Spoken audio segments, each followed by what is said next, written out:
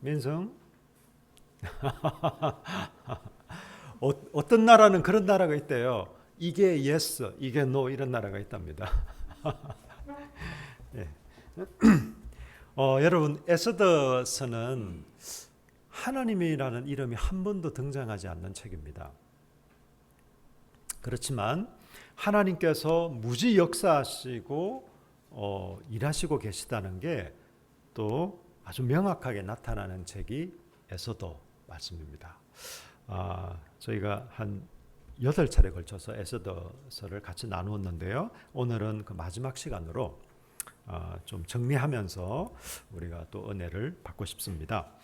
여러분 에스더서 전체를 한 단어로 묘사한다면 이 에스더서에 나와 있는 단어 중에 무엇일까요? 에스더서 전체를 한 단어로, 물론 뭐 여러 가지 단어가 있겠죠. 그런데 이 에스더서의 어떤 특징, 분위기 이런 걸 잘 나타내는 단어가 하나 있습니다. 뭘까요? 네, 그것은 바로 한번 띄워주실까요? 네, 이 잔치라는 단어입니다. 이 히브리어로 미시테라는 이 단어는요, 술을 진탕 마시는 연회 있잖아요. 그냥 우리가 어렸을 때 시골에서도 막 그런 어떤 막 잔치에는 음식도 푸짐하고 막 술도 많았듯이 이 특별히 이 미시테는 술을 많이 마시는 연회를 뜻했습니다. 이 단어가 구약에서 46번이 나왔는데 에스더서에만 18번 나왔습니다. 그러니까 굉장히 많이 나온 거죠. 이 에스더 한 책에서만 18번. 그리고 또 다른 어떤 그 단어지만 뜻은 거의 비슷한 잔치라는 단어가 2번 나와서 어쨌든 20번이나 잔치라는 단어가 등장합니다. 그리고 실제로 잔치가 벌여진 게 10번입니다.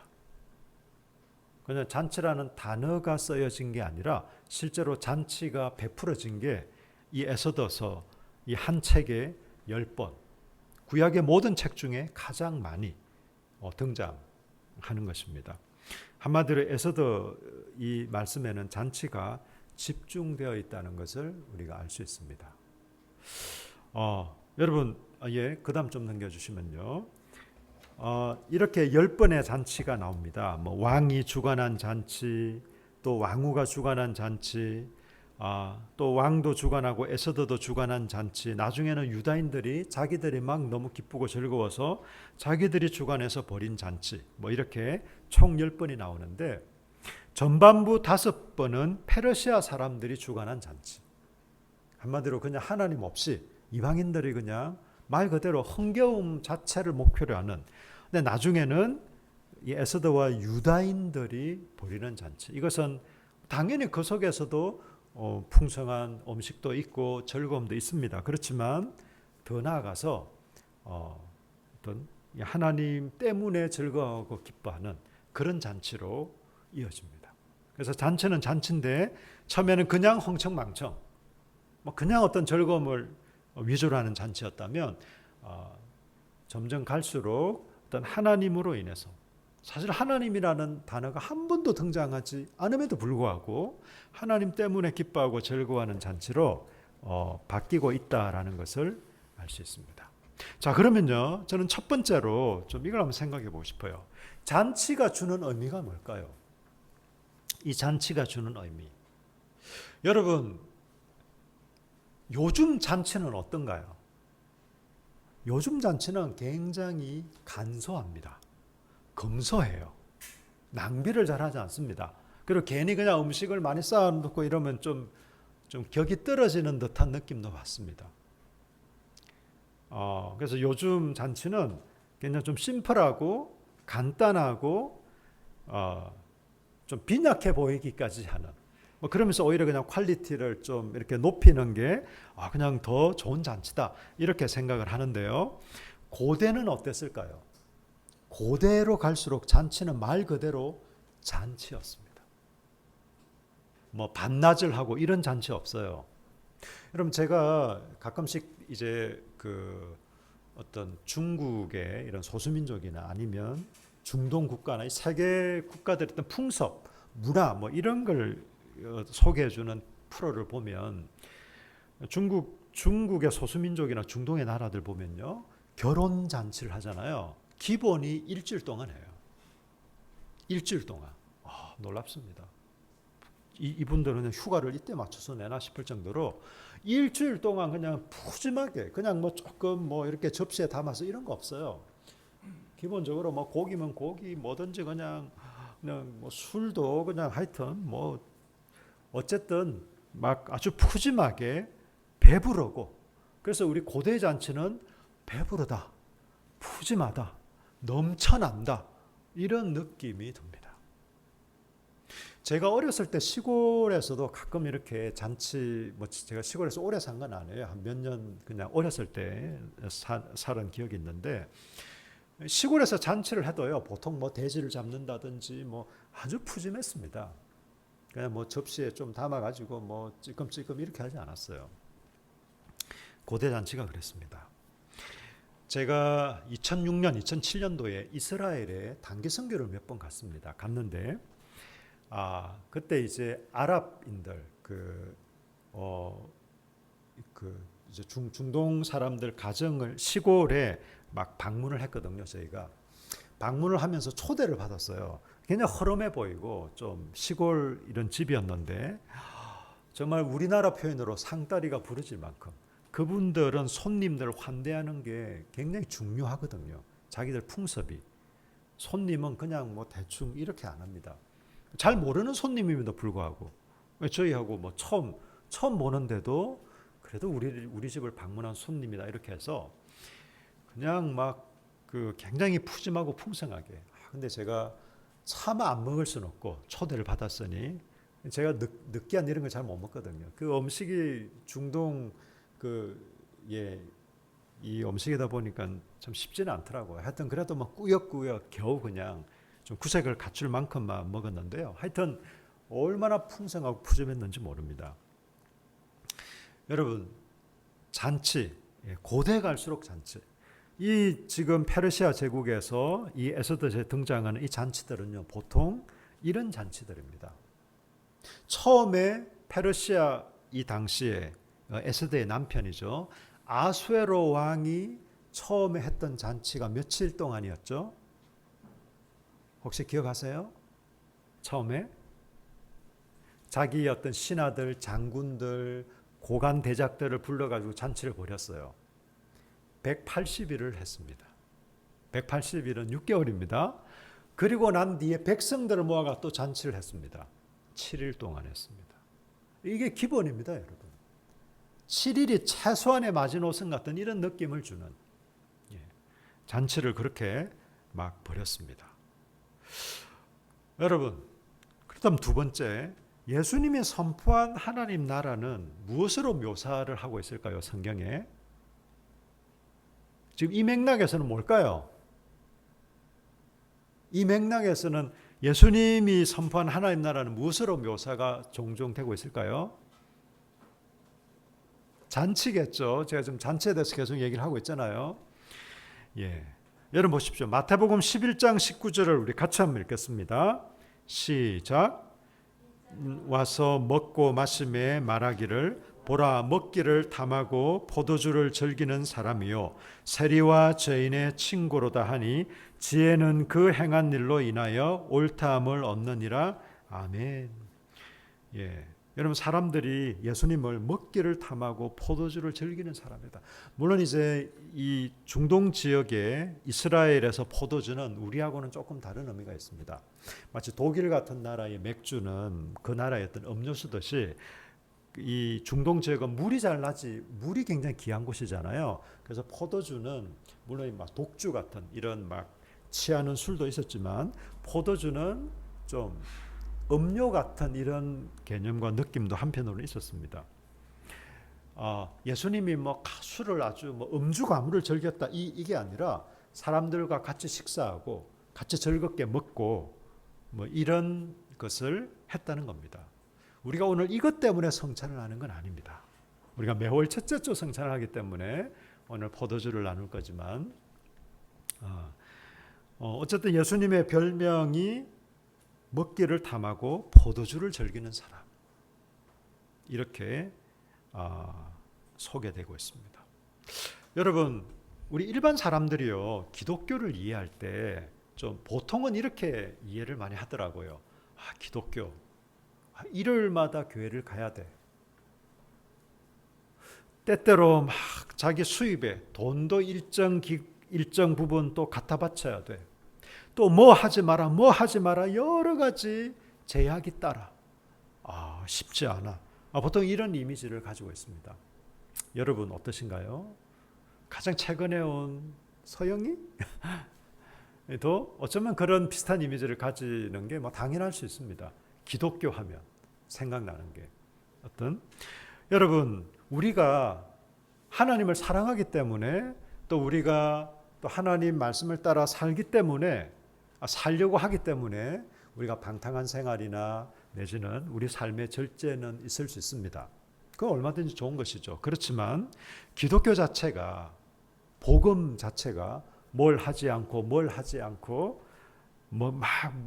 하지 않는 것으로, 마치 그냥 어떤 종교적인 제약이나 규율, 이런 식의 이미지는 참된 기독교의 본질은 아닙니다.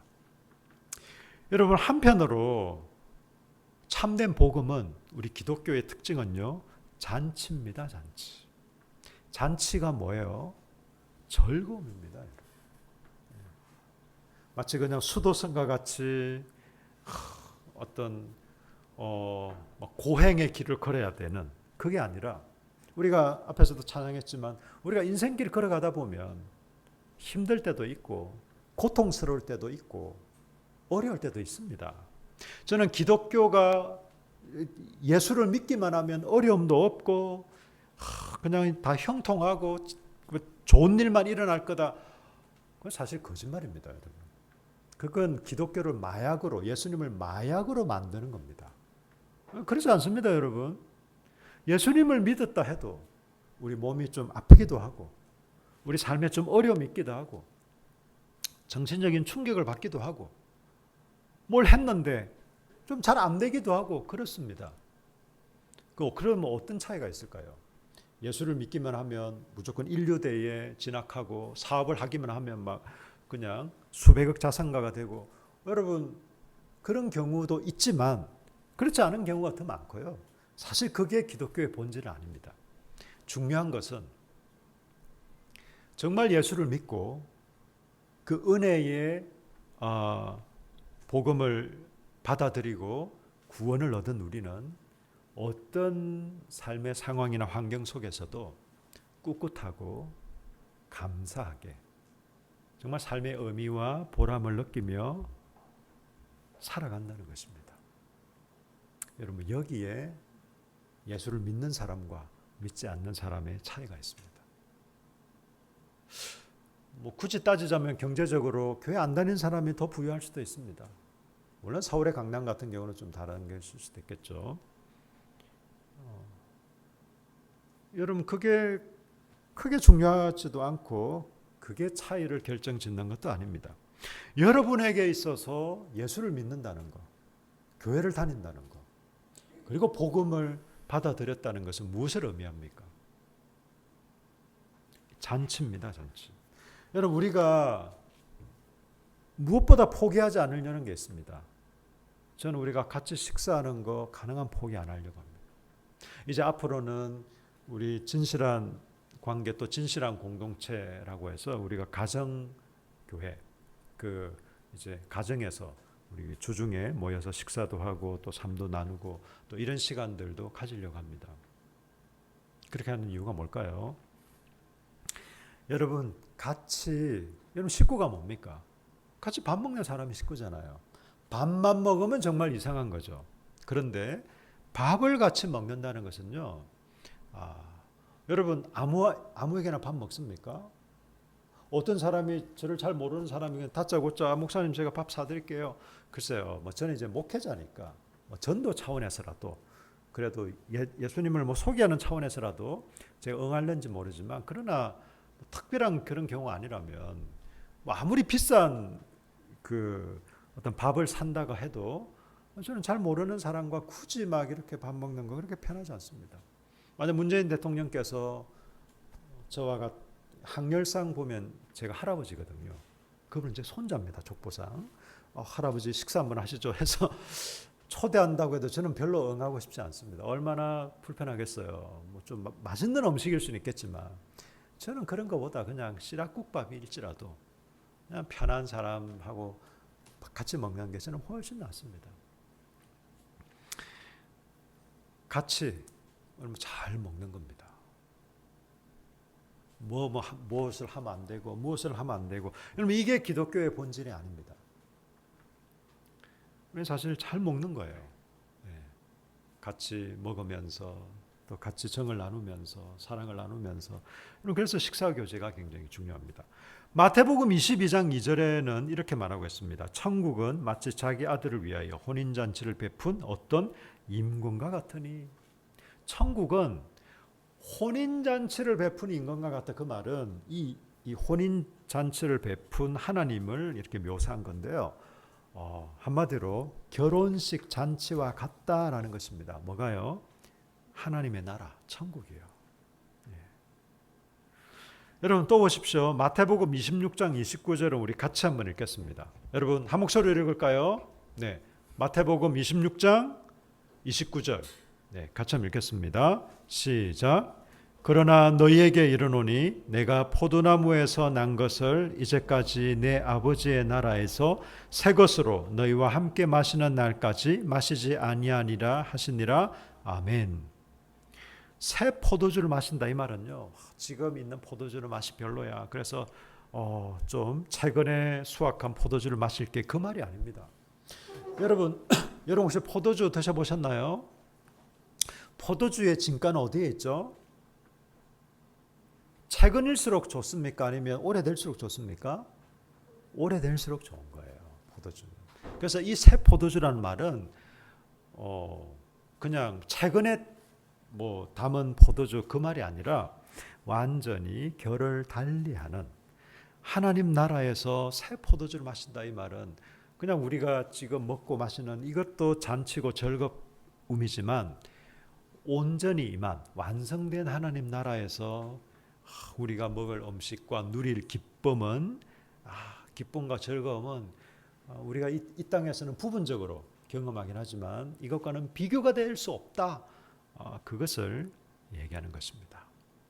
예수님께서 이 땅에 오셔서 고난을 받으시고 십자가 못 박혀 죽으시고 부활하신 이후에 이제는 하나님 우편에 계시면서 물론 우리와 함께 하시기도 하지만 또 우리를 기다리고 계십니다. 우리가 나중에 하나님 나라에 온전히 임했을 때 하나님 품에 안겨서 누리게 될 이 천국은요 이상한 이런 것이 아니라 기쁨과 즐거움이 넘칠 것이다 라고 얘기를 합니다. 여러분 요한복음 2장 1절에서 11절을 보면 가나의 혼인잔치가 나옵니다. 여러분 근데 요한복음의 특징은 7개의 기적이 나와요. 그리고 7개의 예수님의 자기 선언이 나옵니다. 예수님이 수많은 기적을 행하셨습니다. 한두 개가 아니에요. 그 수많은 기적을 행하셨는데 왜 요한복음은 7개만 얘기하고 있을까요? 또 예수님 예를 들면 나는 선한 목자다, 나는 누구다 이런 말씀을 하시면서 왜 자기 선언을 7개만 했을까요? 그것은 꼭 7개이기 때문이 아니라 성경에서 치른 완전수를 가리킵니다. 그래서 예수님이 행하신 수많은 기적들이 있지만 그 중에 7개만 딱 얘기하시는 겁니다. 이것을 통해 볼 때 예수님이 어떤 분이시구나 또 예수님이 이런 놀라운 일을 행하셨구나 라는 것을 알 수 있도록 하신 것이죠. 그 7개 기적 중에 첫 번째가 가나 혼인잔치였습니다. 그 신랑 신부 어떤 결혼 잔치에서 포도주가 다 떨어진 거예요. 여러분 이 잔칫날 음식이 떨어지고 그리고 그 중동에서는 포도주가 떨어지는 건 굉장한 신뢰였거든요.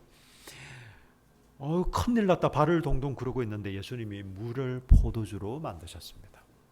이 물이 포도주로 됐다라는 것도 굉장한 일이죠. 놀라운 일입니다. 그렇지만 더 놀라운 일은 예수님이 이 혼인 가나라는 지역에서 벌어졌던 이 혼인 잔치를 아주 즐겁게 만드셨다라는 것입니다.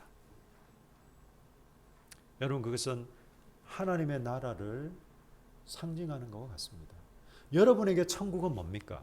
여러분에게 하나님 나라는 뭡니까? 여러분에게 구원은 뭡니까? 내가 지옥 가지 않고 하나님과 함께 있는 것, 물론 그것도 하나님의 나라고 천국이겠지만, 성경에서 얘기하는 하나님 나라 천국은요, 이렇게 놀라운 기쁨의 잔치, 즐거움을 얘기합니다.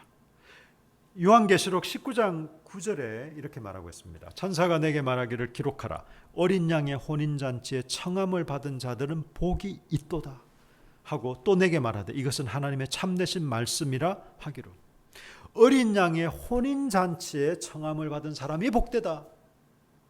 혼인잔치, 결혼잔치.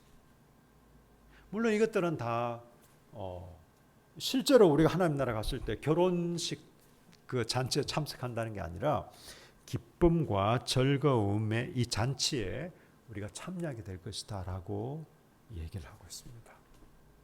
여러분에게 복음은 무엇입니까? 여러분에게 예수님은 어떤 의미입니까? 여러분에게 교회 생활, 신앙 생활이라는 것은 무엇을 뜻하나요?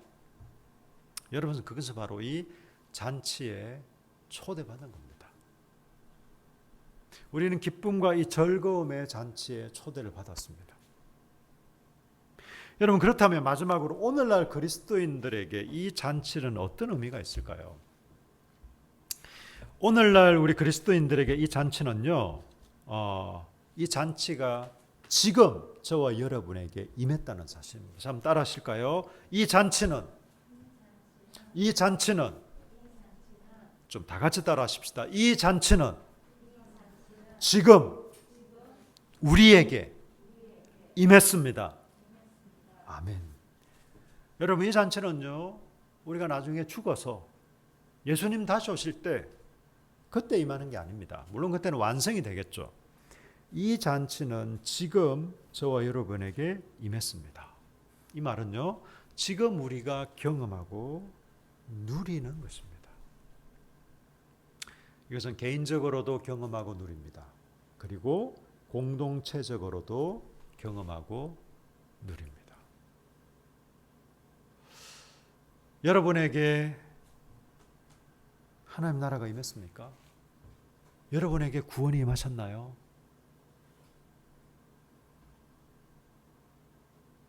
여러분의 개인의 삶에 어떻게 임하셨나요? 여러분, 매일같이 잔치를 벌이시나요? 아니면 어떻게 임하신 건가요? 여러분, 이 하나님 나라, 이 천국 잔치는 우리 공동체에도 임했습니다. 우리 공동체는 어떤 모습으로 임했을까요? 여러분, 함께하는 교회를 통해서 여러분 어떻게 하나님 나라를 누리고 경험하고 계십니까? 여러분, 피상적인 것은요, 사실 여러분이 무엇인가를 피상적으로 알고 있다, 여러분이 실제로 피부로 경험하지 못하는 것은 아닌 것일 가능성이 많습니다. 나 구원받았어. 나 하나님 믿어. 나 하나님 때문에 기뻐, 즐거워. 라는 게, 저 말이 뭘까? 교회 다니는 사람들이 저런 말을 종종 쓰는데 말이지, 나도 교회를 다니지만 저게 뭔 말인지 잘 모르겠네? 라고 한다면, 아직 임하지 않았거나, 아니면 임했지만 잘 느끼지 못하는, 확실하게 임하지 않은 것일런지도 모르겠습니다. 사람마다 개인 차이는 있을 수 있습니다. 저는 여러분 개인에게, 여러분 각자가 정말 이 하나님 나라가 임한 것을 실제적이고 구체적으로 누리셨으면 좋겠습니다. 뿐만 아니라 이것은 공동체적으로도 임합니다. 여러분, 저는 우리 함께하는 교회를 통해서 우리 가족이 있다는 게 너무 감사합니다. 물론 뭐 제 아내도 있고 뭐 자녀들도 있고 이런 그 실제 가족도 있지만 이뿐만 아니라 우리 공동체 영적인 가족이 있다는 게 저에게는 너무 큰 기쁨입니다. 제가 꼭 목사이기 때문에 그런 것만 아닙니다. 제가 목사이기 전에도 신앙생활할 때도 함께 나누고 함께 기뻐하고 함께 슬퍼하고 하는 가족이 있다는 게 저한테는 놀라운 일이었습니다. 늘 행복하고 즐겁기만 했을까요? 아닙니다, 여러분. 어쩔 때는 좀 불편할 때도 있고 어쩔 때는 상처를 받기도 하고 제가 상처를 주기도 했습니다. 그렇지만 가족은 그런 겁니다. 여러분이 속한 가족은 어떤가요? 여러분의 속한 가족은 어떤 상처도 받지 않고 여러분도 어떤 상처도 주지 않고 그런 가족입니까? 사실 그런 가족은 없어요. 혹시나 그런 가족이라고 얘기하는 사람은요, 완전히 쇼윈도 가정입니다. 여러분, 완벽한 사람이 없듯이 부모가 자식에게 상처를 주기도 하고 받기도 하고, 물론 이제 부모는 자식에게 상처를 좀 더 많이 줄 수는 있겠죠. 자식도 부모에게 상처를 받기도 하고 주기도 합니다. 부부끼리도 마찬가지고 또 자녀 뭐 이렇게 형제가 여러 명인 경우에는 이런 뭐 형제끼리도 마찬가지입니다. 여러분 상처를 주기도 하고 받기도 합니다. 그렇지만 우리가 영적인 이 가족 안에서 누리는 기쁨과 감사가 있듯이 여러분 우리 교회 공동체도 마찬가지입니다. 교회 공동체니까 교회 거룩한 곳 아니야? 그럼 어떻게 상처를 준단 말이야? 어떻게 상처를 받는단 말이지? 그 이상한 거 아닐까? 아니요. 그렇게 생각하는 게 이상한 거예요. 나는 교회를 다녔지만 상처받은 적 없어. 그 사람은 그냥 교회당만 왔다 갔다 한 거예요. 그냥 예배 시간 뭐 그냥 어떤 종교행사 같은 그런 것에만 참여를 한 겁니다. 실제로 사람과 관계를 하다 보면요, 한 몇 달은 좋죠. 한 3개월로만 지나보세요. 짧게는 3개월, 심하게 6개월이 지나면요, 혐오기가 옵니다. 저 사람 말을 하는 게 왜 저럴까? 저 사람 표정이 왜 저래? 저 사람 나한테 굉장히 불친절한 것 같은데? 뭐 여러분, 기본입니다, 여러분. 이런 혐오기가 없다? 이상한 거예요. 물론 사람마다 개인 차이는 있습니다. 그렇지만 당연한 겁니다, 여러분.